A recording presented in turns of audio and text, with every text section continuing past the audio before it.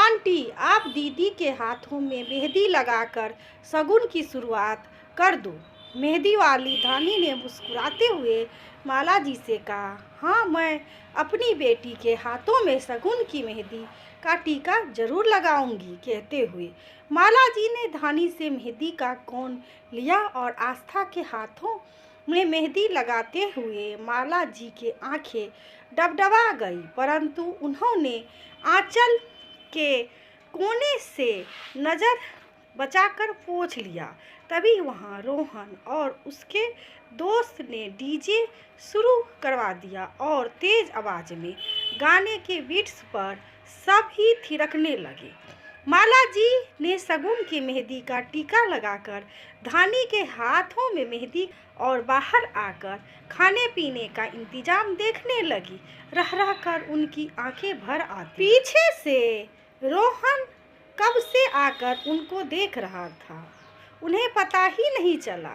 जब ये अंदर जाने में मुड़ी तो रोहन बोला, माँ, आज राहुल भैया के बेहद याद आ रही है। माला जी ने कहा, राहुल तो हम सबके दिल में है, अभी आस्था को संभालना है। जी माँ। हॉल में आकर रोहन आस्था के हाथ में मेहंदी लगी देखकर कहता है, दीदी लाओ, मैं भी एक टीका लगा दूं। आस्था की आंखों से आंसू बहते देखकर माला जी लाड़ से कहती है, कर दिया ना बेटी, मेरी बेटी को परेशान। माँ, रोहन को कुछ ना कहो, कहते हुए गला रुंध गया उसका। बाहर अड़ोसी पड़ोसी बात कर रहे थे, हिम्मत हो तो माला जी जैसी बेटे के शहीद होने के बाद बहू को अपने पैरों पर खड़ा किया। बाहर लोगों की बातें सुनकर माला जी 3 साल पीछे चले गई। राहुल सेना में बॉर्डर पर तैनात था।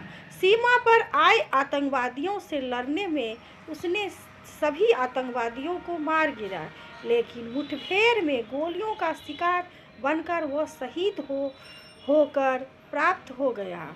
आस्था के घर वाले तो उसे दामाद राहुल की मृत्यु के बाद छोड़कर चले गए थे। माला जी ने समाज की परवाह न करते हुए बहू आस्था को बेटी बना लिया। रोहन ने आस्था भाभी को दीदी बना लिया, अपनापन और प्यार दिया ताकि आस्था को भूले से भी यह फीलिंग ना आए कि वह अकेली पड़ गई है। तीनों साथ मिलकर रोते पर फिर एक दूसरे को चुप भी कराते। माला जी ने आस्था के लिए दिन रात एक कर दिया। धीरे धीरे आस्था नॉर्मल होने लगी।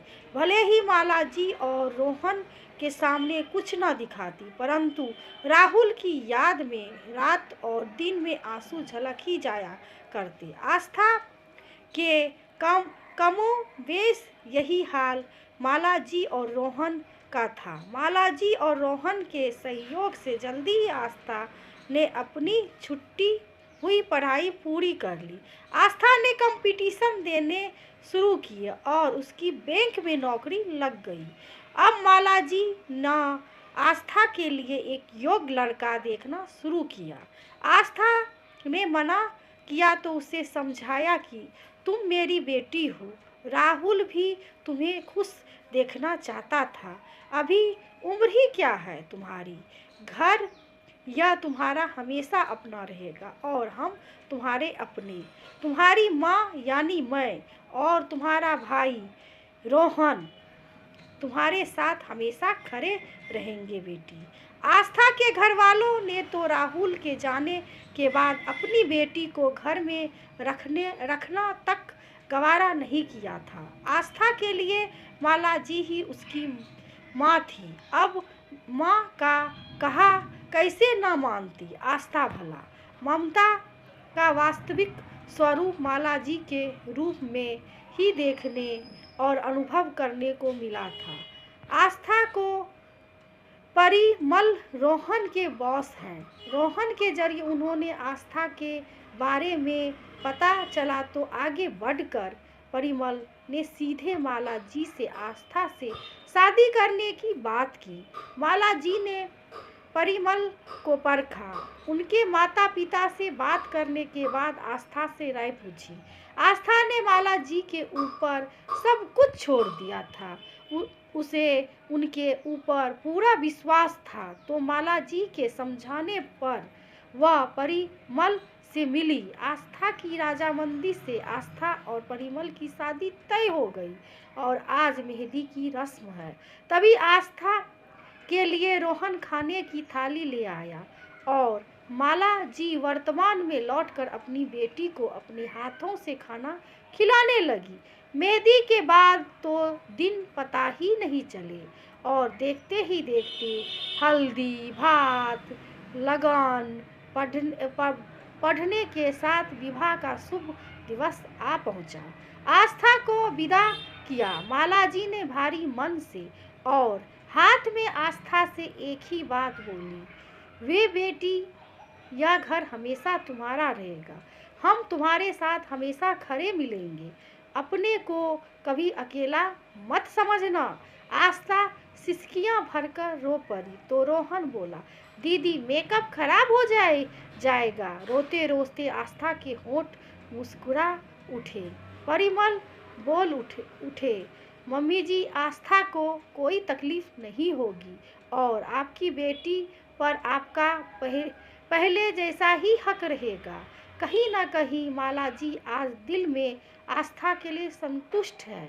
अपने बहू को अपनी बेटी बनाकर पैरों पर खड़ा किया और अच्छा जीवन साथी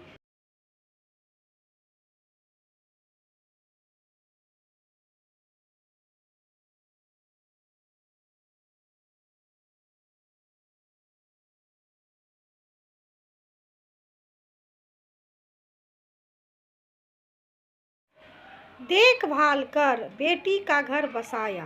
आस्था की विदा हुई उस घर से जिस घर में खेला करती थी। वे चिड़ियों थी उस घर की, हर पल वह झांका करती थी। आंखों में आंसू लिए वे जा रही थी। कुछ अपने छूटे रहे थे पीछे, कुछ नया दामन थाम रही थी। आज एक बेटी दो परिवारों को रिश्तों में बांध रही थी। उसके कदमों की रफ्तार धीमी हो रही थी। मुरमुर कर वह आज छूट रहा था, मेरी फूल सी बच्ची मुझसे दूर जा रही है। उस आंगन का भी दिल टूट रहा था। यूं तो आलम खुशी का था, आंख नम थी, शायद उस पल गम ज्यादा खुशियां कम थी।